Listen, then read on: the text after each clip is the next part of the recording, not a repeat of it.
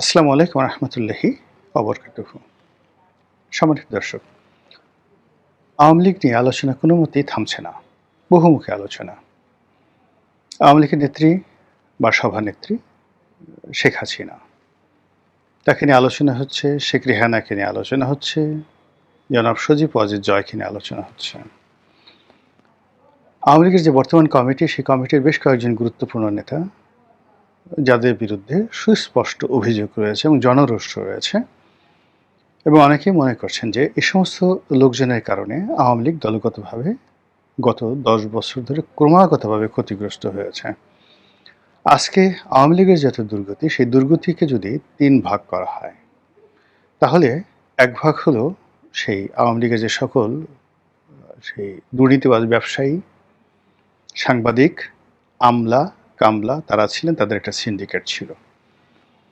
এই সিন্ডিকেটটি দেশের অর্থ পাচার, অর্থ লোপাট, প্রতিপক্ষকে আক্রমণ করা, প্রতিপক্ষের ব্যবসা বাণিজ্য ধ্বংস করে দিয়ে নিজেদের মধ্যে একটা সিন্ডিকেশন করে চাল, ডাল, আটা, ময়দা, তেল, চিনি এই কয়েকটি পণ্যকে তারা জিম্মি করে হাজার হাজার কোটি টাকা তারা গত ১৭ বছর আয় করেছে, দেশের বাইরে পাচার করেছে এবং নিজেরা স্ফীত হয়েছে। আবার বলছি, এই গ্রুপটি হলো, এদের মধ্যে সাংবাদিক আছে, এদের মধ্যে ব্যবসায়ী আছে, এদের মধ্যে আমলা আছে, এদের মধ্যে কামলা আছে। কারা কারা আছে আপনাদের সেগুলো সব মুখস্থ, কিন্তু এরা একটা গ্রুপ। দ্বিতীয় আরেকটা গ্রুপ হলো দলের মধ্যে মন্ত্রী, এমপি এবং মন্ত্রী এমপির বাইরে মেয়র, পৌরসভার মেয়র, সিটি কর্পোরেশনের মেয়র থেকে শুরু করে অন্য যে সকল রাজনীতিবিদ রয়েছেন, এর মধ্যে ইউনিয়ন চেয়ারম্যান থেকে উপজেলা চেয়ারম্যান পর্যন্ত আছেন। তো এই সিন্ডিকেটের যারা লোকজন, তারা একেবারে সর্বনিম্ন যদি কেউ চুরি করে থাকে ১০০ কোটি টাকা করেছে, আর উঁচে তো হাজার হাজার কোটি টাকা। এমন অনেক ইউনিয়ন পরিষদের চেয়ারম্যান আছে যারা গত ১৭ বছরে শত শত কোটি টাকা চুরি, চামারি, টেন্ডারবাজি, চাঁদাবাজি এগুলো করে দেশ এবং দেশের বাইরে সম্পদের পাহাড় গড়ে তুলেছেন। এবং সেটা কারো নাম বলবো না, আমি শুধুমাত্র একটা উদাহরণ দেই। এক ব্যবসায়ীকে আমি জানি, এই আওয়ামী লীগ পতনের ঠিক মাস ৩ আগে সেই ব্যবসায়ীর একটা বড় জমি একজন চেয়ারম্যান কিনবেন, উত্তরবঙ্গের একজন চেয়ারম্যান। তো জমি বেশ বড় মাপের জমি, জমির মূল্য ধরুন হয়তো ২৫ কোটি টাকা। এখন এই জমির জন্য তিনি ৫০ লাখ বা ১ কোটি টাকা সেই ব্যবসায়ীকে তিনি অ্যাডভান্স দিলেন যে জমির দলিল হবে।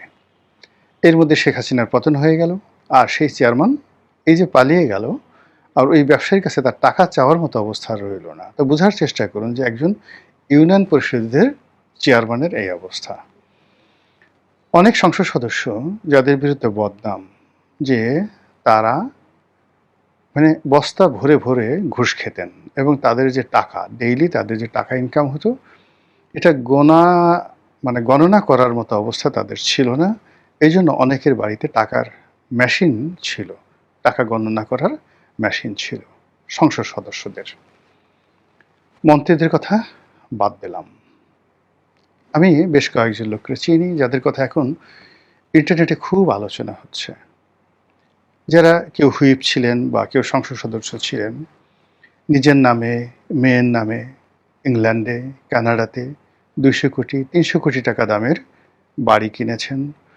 মার্সিডিস মেব্যাস এর যে জিপগুলো, একদম হাই গ্রেডের যে জিপগুলো, ৫,০০০ সিসির যে জিপগুলো, সেগুলো তারা ওই বিদেশে চালাচ্ছেন। অনেকে সেই রোলস রয়েস গাড়ি একাধিক, ছেলের জন্য একটা কিনেছেন, নিজের জন্য একটা কিনেছেন, রোলস রয়েস প্যান্থম এই গ্রেডের গাড়ি তারা চালাচ্ছেন ইউএসএতে।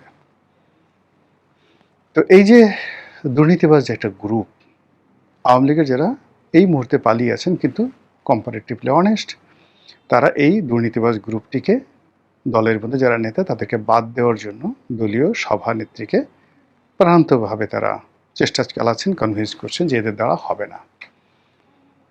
এরপরে আরেকটি গ্রুপ রয়েছেন দলের মধ্যেই এরা মনে করছেন যে সব দায় শেখ হাসিনার। তারা শেখ হাসিনাকে মাইনাস করতে চাচ্ছে, শেখ হাসিনার পরিবর্তে জয়কে আনতে চাচ্ছে, শেখ হাসিনার পরিবর্তে পুতুলকে আনতে চাচ্ছে, শেখ হাসিনার পরিবর্তে রেহানাকে আনতে চাচ্ছে, এবং দলের একেবারে গভীর আমরা এখান থেকে যেই কথাগুলো শুনি। এটা গেল আওয়ামী লীগের মধ্যে এই ত্রিমাত্রিক রসায়ন হচ্ছে দলের নেতৃত্ব পরিবর্তনের জন্য। আর অন্যদিকে যেটি বিভিন্ন মাধ্যমে রিফাইন্ড আওয়ামী লীগের কথা শোনা যাচ্ছে, সেই রিফাইন্ড আওয়ামী লীগে অনেকের নাম আসছে বাংলাদেশে। আইভির নাম আসছে, সেলিনা হায়াত আইভি, সাবের হোসেন চৌধুরী থেকে শুরু করে আরও অনেকের নাম আসছে। কেউ কেউ অবশ্য আমার নামও বলছে। কিন্তু আল্লাহর ওয়াস্তে বলছি যে এই ধরনের কোনো জিনিসের সঙ্গে আমার কখনো সংযোগ ছিল না, আগামীতেও হবে না, আর এই ধরনের কর্মকাণ্ডে আমি আর বাকি জীবনে জড়াবো না। কাজে এই জিনিসগুলো অনেকে দুষ্টামি করে বলে যে আপনার নামও তো এভাবে শোনা যাচ্ছে, হোয়াট এভার মেবি। আমি একেবারে প্রথম দিন থেকে বলেছি যে ১-১১টি আমি খুব ক্লোজলি দেখেছি। ১-১১ সময় বিএনপিকে, আওয়ামী লীগকে ঘনিষ্ঠভাবে দেখেছি। এর কারণ হলো ২০০১ সন থেকে আমি নির্বাচনে প্রার্থী হওয়ার জন্য চেষ্টা করে যাচ্ছিলাম। তো সেই সুবাদে ১-১১ সময় আমি যে বিভৎস স্বরূপ আওয়ামী লীগের, সেনাবাহিনীর, বিএনপির সবার একটা বিভৎস স্বরূপ আমি দেখেছি।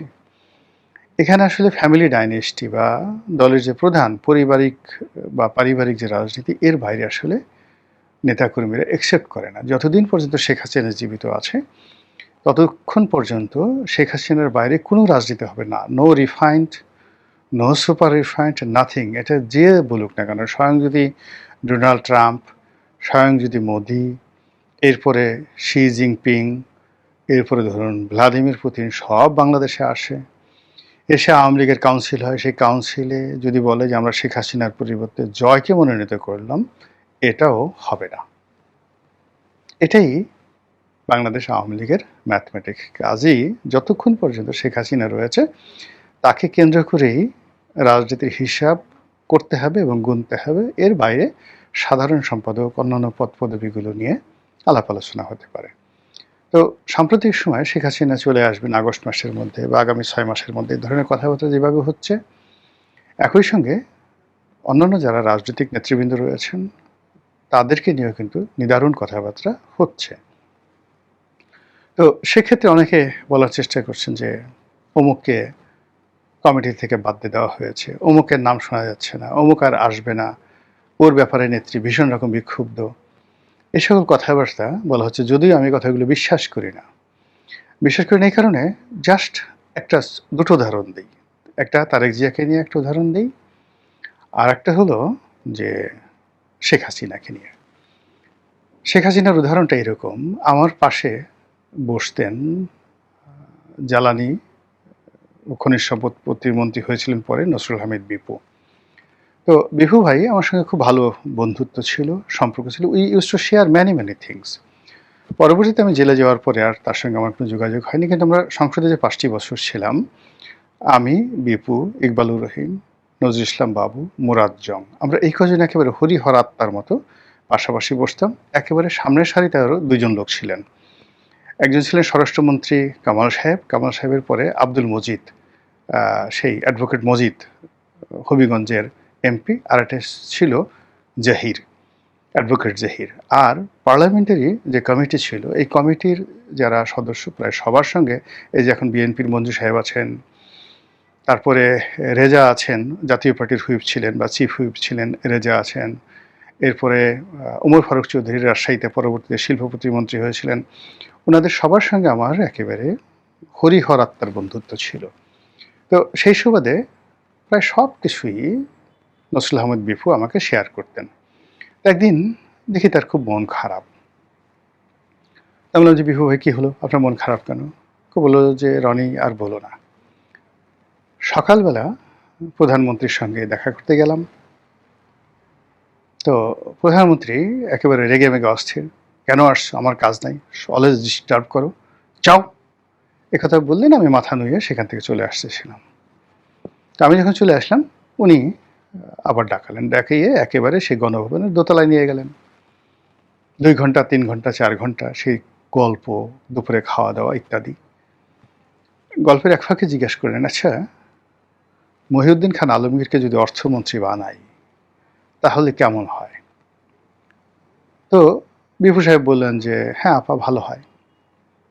এর কারণ হলো যে প্রধানমন্ত্রী জিজ্ঞাসা করছেন, এখানে ইতিবাচক কথা বলাটাই রাজনৈতিক রেওয়াজ।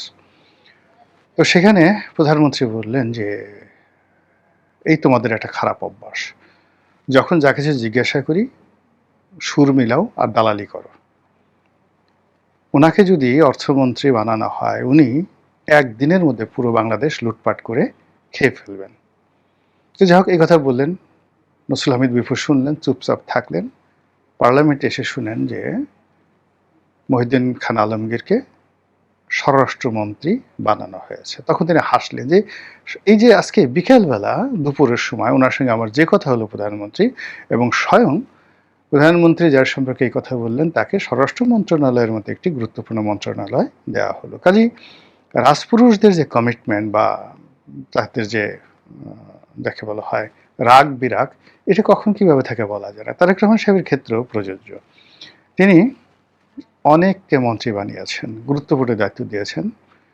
তিনি যাদেরকে একেবারেই পছন্দ করতেন না, অনেকের সঙ্গে কথা বলতেন না, অনেকে কথা বলার জন্য তার সাথে দেখা করার জন্য ইংল্যান্ডে গিয়েছেন, দিনের পর দিন বসে থেকেছেন, দেখা করেননি। অনেককে তিনি মঞ্চ থেকে, অর্থাৎ ওই লন্ডন থেকে তিনি সেই যে সকল পাবলিক মিটিং কন্ডাক্ট করেছেন, তো সেই মিটিংয়ের মঞ্চে অনেক লোক বসা ছিল, তাদের মধ্যে কাউকে কাউকে তিনি বলেছেন যে গেট আউট, মঞ্চ থেকে নামো। এইরকম লোকদের অনেককে মন্ত্রী বানানো হয়েছে এবং খুবই গুরুত্বপূর্ণ মন্ত্রী বানানো হয়েছে। আবার অনেককে, যাদেরকে মনে করা হতো যে বিএনপি যদি কোনোদিন ক্ষমতায় আসে, একজন লোক যদি মন্ত্রী হয় তাহলে এই লোকটি মন্ত্রী হবে, এরকম অনেক মানুষ মন্ত্রী তো দূরের কথা এমপি পদে মনোনয়নও পায়নি। তো কাজেই এই যে বাইরে যত কথাবার্তা হয়, এটা আসলে মানে আমাদের একটা প্রেডিকশন, আমরা বলি, কিন্তু বাস্তবে বিএনপি, আওয়ামী লীগ বা জামাত, এই বড় বড় যে রাজনৈতিক দল, ইভেন এরশাদ, তারা আসলে শেষ মুহূর্তে কি কারণে, কার প্রলোভনে, কার ইনফ্লুয়েন্সে, কার প্রভাবে কাকে বাদ দেন আর কাকে গ্রহণ করেন, এটা স্বয়ং আল্লাহ ছাড়া আর কেউ বলতে পারে না। কাজেই শেখ হাসিনা এখন কার প্রতি রাগ আছেন, কাকে ভালোবাসছেন, এটা মানে বলা যাবে না। যেমন অনেকে বলেন, মানে সত্য মিথ্যা আমি জানি না, অনেকে বলেন যে তিনি এখন সেই এসালামের নাম শুনতে পারেন না, তিনি এখন সালমান এফ রহমানের নাম শুনতে পারেন না। আর একজন বলেন যে তিনি এখনো পর্যন্ত মনে করেন সালমান এফ রহমান কোনো অন্যায় করেনি, তার কোনো টাকা নেই এবং তার বাড়িঘর জ্বালিয়ে পুড়িয়ে তাকে শেষ করে দেওয়া হয়েছে, এবং আওয়ামী লীগ করার কারণে তার যতটুকু হালাল ব্যবসা ছিল সেটাও নষ্ট করে দেওয়া হয়েছে।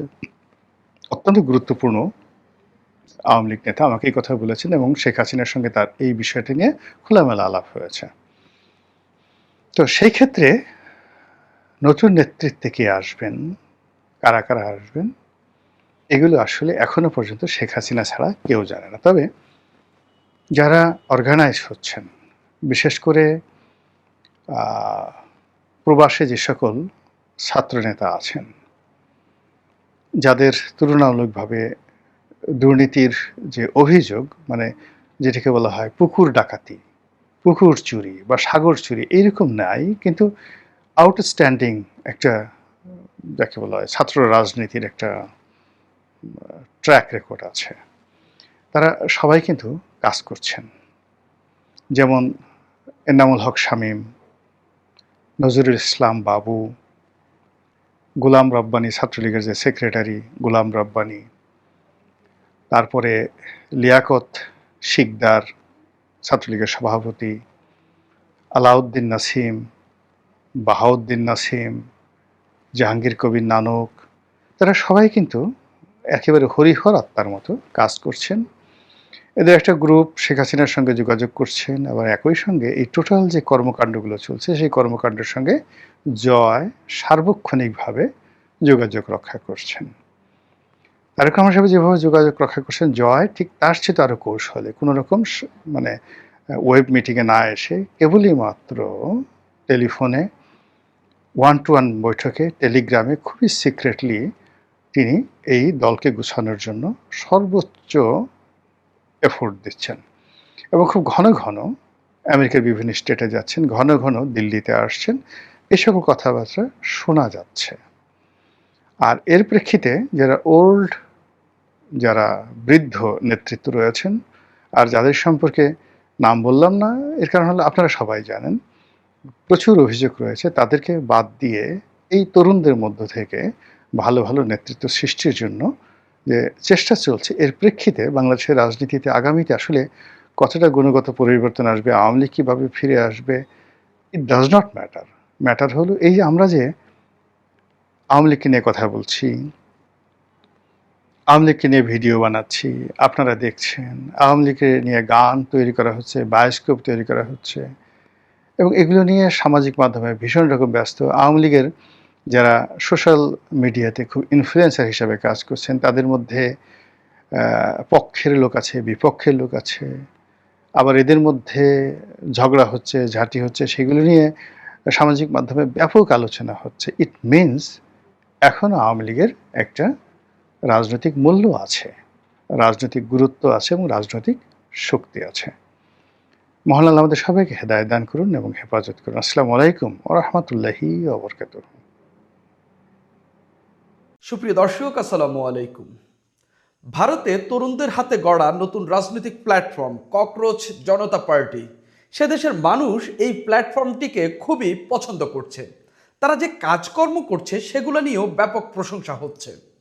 নেপালে যে অভ্যুত্থান হয়েছে, সে অভ্যুত্থানের পর যে নতুন রাজনৈতিক দল গঠিত হয়েছে জেনজিদের হাতে, সেই দলটি ক্ষমতায় এসেছে। এখন পর্যন্ত সে দেশে ব্যাপক জনপ্রিয় তরুণদের এই রাজনৈতিক দল। আর আমাদের দেশে একটা অভ্যুত্থান হলো, একটা নতুন রাজনৈতিক দল গঠিত হলো, কিন্তু মানুষের মন জয় করতে পারলো না। এনসিপি সংসদে 6টি আসন পেয়েছে, বিরোধী দলের সঙ্গে যুক্ত আছে, বিরোধী জোটের সঙ্গে যুক্ত আছে, কিন্তু বাস্তবিকভাবে তাদের যে নেতাকর্মীদের কর্মকাণ্ড সেটা মানুষ পছন্দ করছে না। বেশিরভাগ নেতাকর্মীদের কর্মকাণ্ড মানুষ পছন্দ করছে না। সর্বশেষ দুজন নেতা মার খেয়েছেন। একজন নারীর হাতে জুতা পেটা খেয়েছেন। কেন? নারীদেরকে শ্লীলতাহানি করেছেন, যৌন হয়রানি করেছেন, উত্ত্যক্ত করেছেন। যেখানে তিনি যুক্ত সেখানে আসা সব নারীকে তিনি উত্ত্যক্ত করেছেন। আরেকজন লক্ষ্মীপুরে, তাকে পেটানো হয়েছে, পিটিয়ে তাকে থানায় দিয়ে আসা হয়েছে। এই যে লক্ষ্মীপুরে যাকে পেটানো হয়েছে, এটা আমি কখনো সমর্থন করি না, এবং কোনো গণতন্ত্রকামী মানুষ কখনো এটা সমর্থন করবে না। কিন্তু যেভাবে তিনি তার বিরোধী রাজনৈতিক দলকে আক্রমণাত্মক কথা বলছেন, সেই দলের তৃণমূলের নেতাকর্মীরা সেটা কখনো সহ্য করতে পারেননি।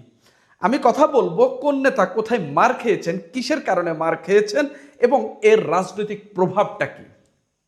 প্রথমে আমি লক্ষ্মীপুরেরটার কথা বলি। লক্ষ্মীপুরে এনসিপির কেন্দ্রীয় সংগঠক আনোয়ার হোসেন, তাকে পেটানো হয়েছে, পিটিয়ে থানায় দিয়ে আসা হয়েছে, মামলা হয়েছে, শেষ পর্যন্ত আদালতের মাধ্যম দিয়ে তাকে কারাগারে পাঠানো হয়েছে। সেই নেতার নাম আনোয়ার হোসেন, তিনি এনসিপির কেন্দ্রীয় সংগঠক। তো সেখানে যেটা জানা যাচ্ছে যে রায়পুরের সোনাপুর ইউনিয়নের, মানে লক্ষ্মীপুর জেলার রায়পুর উপজেলার সোনাপুর ইউনিয়নে বাসাবাড়ি বাজার এলাকায় ক্ষুব্ধ কিছু মানুষ এনসিপির কেন্দ্রীয় সংগঠক আনোয়ার হোসেনকে আটক করে পিটুনি দেয়। এই সময় আহত আনোয়ার হোসেনকে বলতে শোনা যায়, রায়পুরে এমপি আবুল খায়ের ভূঁইয়ার গুন্ডা বাহিনী আমার উপর হামলা করেছে, আপনারা সবাই দেখেছেন, এর বিচার হতে হবে। অর্থাৎ আনোয়ার হোসেন যখন মার খাচ্ছিলেন, তিনি তখন দাবি করছিলেন লক্ষ্মীপুর 2 আসনের বিএনপির এমপি খায়ের ভূঁইয়ার গুন্ডা বাহিনী তার উপর হামলা চালিয়েছে। এই ঘটনার সংবাদ শুনে বাসাবাড়ি বাজার এলাকায় পরিস্থিতি নিয়ন্ত্রণে আনতে পুলিশ সেখানে গিয়ে আনোয়ারকে থানায় নিয়ে আসে। বর্তমানে আনোয়ার থানায় আছে। পরবর্তীতে এটার যে সেই ফলো আপ হচ্ছে, তাকে আদালতের মধ্য দিয়ে কারাগারে পাঠানো হয়েছে। সেখানকার কয়েকজন বলেন, আনোয়ার স্থানীয় আওয়ামী লীগের সময় আওয়ামী লীগ দলের সঙ্গে যুক্ত ছিলেন। 2024 সালের 5 আগস্ট সরকার পতনের পর তিনি এনসিপিতে যোগ দেন। পরে বিভিন্ন সময় আওয়ামী লীগ ও বিএনপির কেন্দ্রীয় ও জেলা নেতাদের নিয়ে সামাজিক যোগাযোগ মাধ্যম এবং ফেসবুকে নোংরা বক্তব্য দেন। এই নিয়ে ওসিও বক্তব্য দিয়েছেন। তো আমি আসলে যে নোংরা বক্তব্য মানুষ দাবি করছে, সেখানকার যে লোকাল অনেকেই বলছেন তারা হচ্ছে বিএনপি নেতা।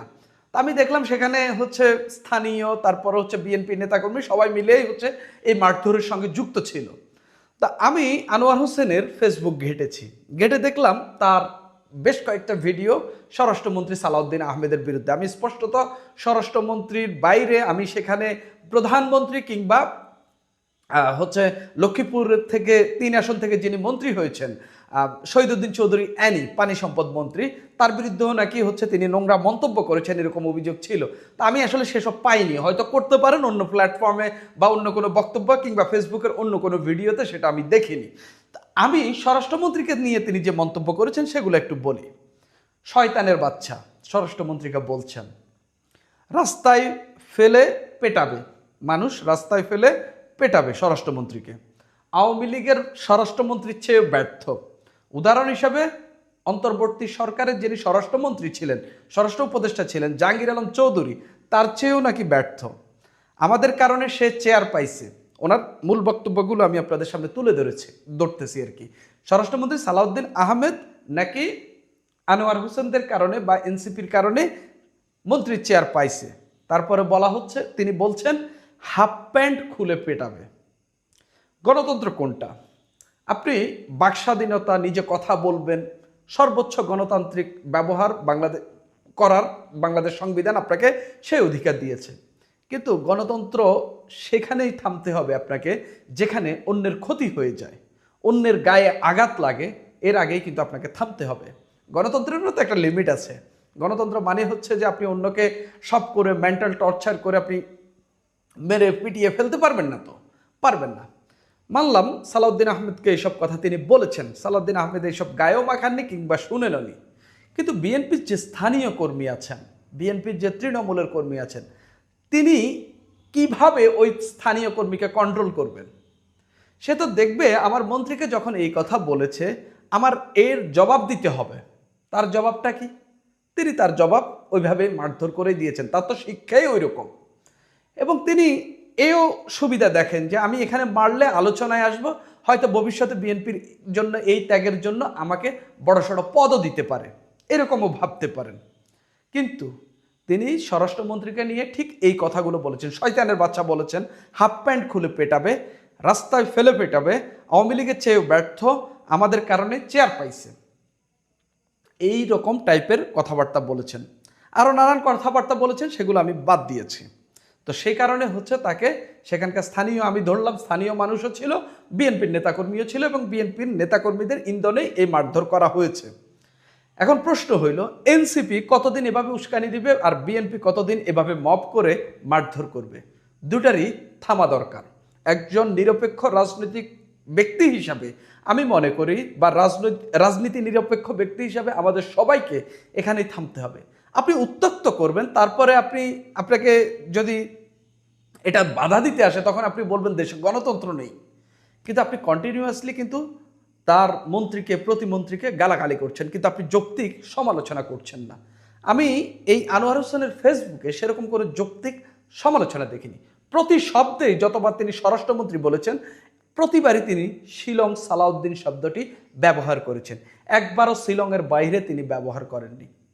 তো আপনারাই বিচার করবেন আসলে এটার যৌক্তিকতা কতটুকু, মারধরের যৌক্তিকতাও এবং আনোয়ার হোসেনের যে কথাবার্তা সেটারও কতটুকু যৌক্তিক। বগুড়ার যে ঘটনা সেটা একটু ভিন্ন। সেটা ভিন্ন বলতে আপনার সেখানে টিটিসি যে ড্রাইভিং কোর্সে যেটা আছে এবং রেফ্রিজারেটর, তারপরে হচ্ছে যেসব ট্রেনিং দেওয়া হয়, সেই ট্রেনিং কোর্স নিতে গিয়েছিলেন সম্ভবত সেখানকার একজন এনসিপি নেতা আলী আজম সাব্বির খান। তিনি সেখানকার কয়েকজন ছাত্রী, শিক্ষিকা সবাইকে উত্ত্যক্ত করেছেন, কুপ্রস্তাব দিয়েছেন। শেষ পর্যন্ত তারা এই ঈদের আগে, বন্ধের আগে তারা অধ্যক্ষের রুমে তাকে নিয়ে গিয়েছে। সেখানে শেষ পর্যন্ত একজন নারী তাকে জুতা পেটা করেছে, জুতা দিয়ে পিটিয়েছে। এনসিপি শেষ পর্যন্ত তাকে সব পদ থেকে অব্যাহতি দিয়েছে, 3 দিনের শোকজ নোটিশ দিয়েছে। যেখানে নেপালের উদাহরণ আবারও টানা লাগতেছে, যেখানে নেপালের যে জেনজিদের যে দল, তাদের যে জয় জয়কার, সেখানে আমাদের জেনজিদের পতন হচ্ছে। সেখানে আমাদের জেনজিদের যারা নেতৃত্ব দিচ্ছেন, জেনজিদের পতন না, জেনজিদের যারা নেতৃত্ব দিচ্ছেন তাদের পতন দেখতে পাচ্ছি। এনসিপিতে হাতে গোনা কয়েকজন নেতা ছাড়া আইকনিক নেতা আর কে আছে যারা খুব রোল মডেল হয়ে উঠেছেন? আমি যদি বলি নাহিদ ইসলাম, সার্জিস আলম, আসিফ মাহমুদ, হাসনাত আবদুল্লাহ, এর বাইরে আমি তেমন কোনো নাম পাই না।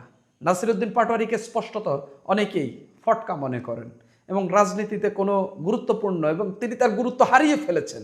তিনি সেই অর্থে এখন আর সেই ভার বহন করার মতো রাজনীতিবিদ এখন আর তিনি নেই। পাতলা কথা বলে রাজনীতিতে আপনি টিকতে হলে ওই যেভাবে অনেকে, আহমদ হোসেন আমরা দেখেছি আওয়ামী লীগের সাংগঠনিক সম্পাদক, কেমন রাজনীতিক ছিলেন আমরা দেখলাম। বিএনপিরও বললে আমি অনেকের নাম বলতে পারি, আমি বলতে চাচ্ছি না, তবে এভাবে রাজনীতি হয় না। আপনি জেনজিকে নেতৃত্ব দিতে হলে আপনাকে ভিন্নভাবে, আপনি দরকার নিলে আপনি ককরোচ জনতা পার্টি থেকে শিখতে পারেন তাদের মডেলটা কি। আপনি নেপালের যে জেনজিদের যে দল, সেখান থেকে আপনি শিখতে পারেন। কিন্তু আমাদের এখানে কন্টিনিউয়াসলি বিএনপির এমপি মন্ত্রীদেরকে ব্যক্তিগত আক্রমণ করার রাজনীতির হাতিয়ার বেছে নিয়েছেন আমাদের এনসিপির নেতারা। তাহলে কি শুধু এই বিরোধিতার রাজনীতি এবং বিএনপির এমপি মন্ত্রীদেরকে ব্যক্তিগত আক্রমণ করেই আপনি রাজনীতি করবেন? এই রাজনীতি কতদিন টিকবে? এই রাজনীতি মানুষ কতদিন গ্রহণ করবে, কিংবা ভবিষ্যতে গ্রহণ করবে কিনা? আপনার রাজনীতি, আমি নির্বাচনের পরে স্পষ্টত এনসিপির কোনো রাজনীতি দেখিনি। শুধুমাত্র এনসিপির নেতারা বিএনপির নেতাকর্মীদেরকে ব্যক্তিগত আক্রমণ করে যাচ্ছেন। সেই ব্যক্তিগত আক্রমণের পর যখন হামলার শিকার হন, তখন সেটা নিয়ে রাজনীতি করার চেষ্টা করছেন। বাস্তবিকভাবে এনসিপির হাতে আমি এখন কোনো রাজনৈতিক এজেন্ডাই দেখতে পাচ্ছি না।